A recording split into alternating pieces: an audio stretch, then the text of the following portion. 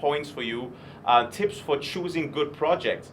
And so the first I ask myself all the time, why blockchain technology? Why is the project doing it on blockchain? Is there a reason why the project is using a token? Why do they do it on the blockchain? This means, is there not a way to do it outside? Is there a way to do it centralized? Is it not maybe better, faster, whatever? So, because blockchain is a hot topic and everyone does it to like get another way, like we talked earlier, like doing ICO, raising a lot of money. Yes. And sometimes because they don't get it in the normal equity market, right? So this is the first question. If there's a legit reason why they use blockchain technology, why they tokenize, why? If they can't answer this and give a clear answer on this, okay, first thing passed. The second, and this is like crucial, I think everyone understands that, the team.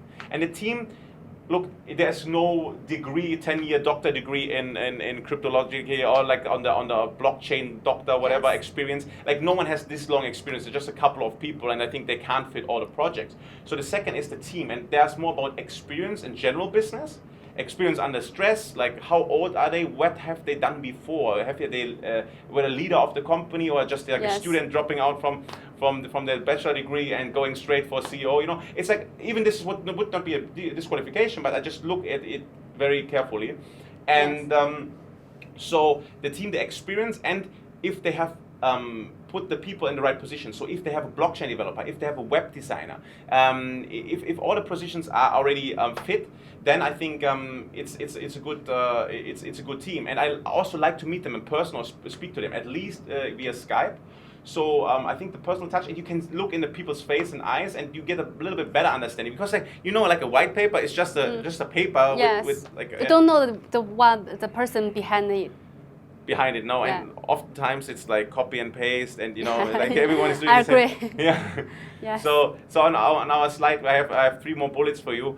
We have the second was the team, and even if the possibility is that they have already existing partnerships or how they are connected, this means in a way that they worked before at a big corporation and they can take their contacts and make out a new partnership for their project. This is very nice. I see a lot of ICO projects, they're coming up and having all these nice logos on their website. Like if they would have like these 20 partnerships already before ICO, I think sometimes it's just they emailed or they had the call and they allowed them to use it. Like, I just don't want to make it bad, but I prove if these partnerships are legit, or is it just like, okay, we got your printing paper, we use it, this is the reason why we say it's from 3M or whatever, you know what I mean? So there's some ways people steal the logos on a legally basis, and I'm very aware of this. I want to make sure that the partnerships are really legit.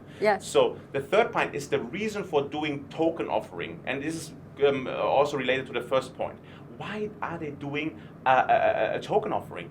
Is there not a better way to raise money for their projects? And why do they need so much money? Because I see all these projects going for 25, 50, 100 million in the initial offering. And this always gives me a lot of question marks, right? So why do they need so much money, and why they haven't tried to do it before in the equity market? And if the answer is, ICOs or the token issues right now is such a hot topic, we would be stupid to not try it right now. So like, so this means like it's easy, quick money. And remember, right now, legally, there's no equity token yet. So it's not legally possible that a company goes there and gives actually the equity, their share of their company in form of a token. Once this is through regulation, this might be a different way and interesting, because then it would be like private equity combined with the token issue. And this would be another way which I would highly recommend. And this, I think, is also a breakthrough in ICOs in the future. My personal view, once the equity token gets legalized, or like the regulators when they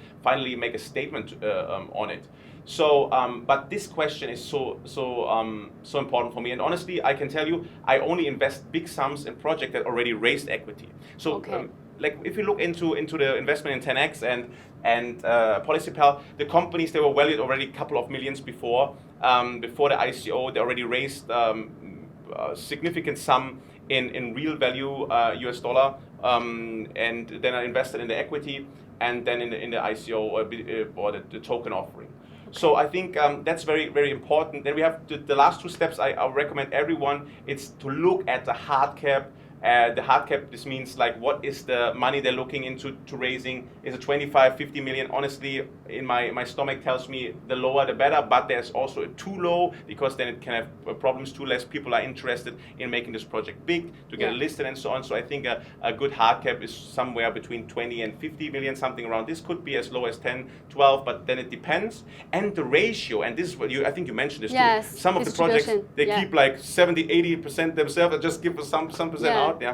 Yeah. So it's not good for the secondary market. It's not good for the secondary market. Yeah. How is Huobi actually doing it? So when you look into filtering these, you like projects that give away 50% at least or something like that? Is it? There is no exact number, but we evaluate the distribution if it is reasonable, and if it is somehow you need to find out the background, something behind the distribution, because some projects say we only keep 10% to our project, to our team, but actually when you find they will give themselves through different kind of ways. So you need to find out the fact. Yes. Yeah. Yes, that's good. So the ratio of the circulating and the total supply, I think that's a good terminology to remember about. Like if they have to have a good excuse, they have to have a good reason why they keep so many tokens to convince me why they need to keep 70, 80%. If they have like a plan and really already committed to lock down in a smart contract or something to distribute it to the token, to the owners in the future, that's another case. But in my belief is something like around half, like keep the half for the team, for the advisors, for the future projects, and give away 50 to the open market in the distribution. This is like something, it's getting more popular to do 50%. Yes. So and the last piece is the public interest, the hype. Why did I put it the last piece? Because others in our time they put it the number one, like it's the most important, the hype, right? Yes. But honestly, look, the public interest, the hype, it's important, but it's a lot of air. So you buy into something that is hot now. Who tells you that it's hot in 6-8 weeks when it's actually on the exchange? Who tells you that there's something behind it? It just means a lot of people reposting it. They have Telegram followers. Yes, you can have indicators on the Telegram followership, but be also aware of that. You know. Yeah. I'm not a pro, but I can tell you there are ways to increase your Telegram, not organically way to increase your Telegram followership. And I check the social media accounts. And my team, we research, we analyze it. So the thing is, if they're too big and there's not much behind it, we already doubted that the community is that big. But it's really like you become like an investigator if you look into an ICO or like a token issue project. The thing is, you can spend hours on each project and you can research as much as you want. The thing is, it could be exhausting. So what I tell our users, our viewers today. You go in and you put yourself in a niche. Maybe you like prediction markets or whatever, yeah.